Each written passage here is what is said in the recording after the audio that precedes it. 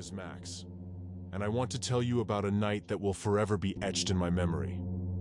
I've been a truck driver for many years, and I usually stick to familiar routes.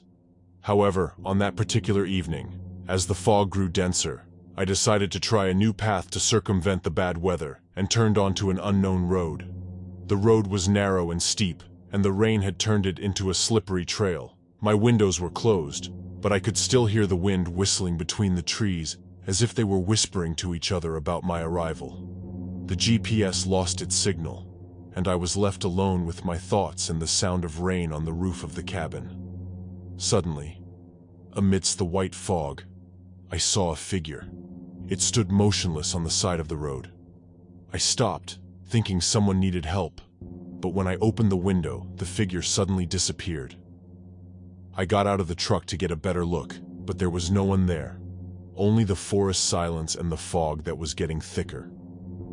I returned to the truck and continued driving, but the feeling that someone was watching me did not leave. I decided to ignore my fears and focus on the road. But then I saw something that made my heart stop. A huge tree had fallen right in front of me. I had to stop. There was no other way but to walk. I took a flashlight and set out into the darkness, hoping to find help, or at least a place to wait out the storm. I had been walking for several hours when I noticed a faint light in the distance. It was an old forest cabin. I approached and saw that the door was open. Inside it was warm and dry, but the air was heavy, and there was a smell of mold. I decided to stay there until morning. I found an old sofa and decided to rest a bit, but when I lay down, I heard a rustling. I turned on the flashlight and illuminated the room. In the corner stood an old clock, which suddenly began to strike midnight. And that's when I heard footsteps in the attic. The footsteps on the attic became louder, as if someone was descending the stairs directly to me. I held my breath, hoping it was just the old house making its sounds. But then I heard a clear voice. "You should not have come here." I turned to the doors, ready to flee, but they were closed. I approached the stairs to see who was there, but the darkness was impenetrable. I decided to go upstairs, holding the flashlight in front of me. Each step I took caused the old wooden steps to creak.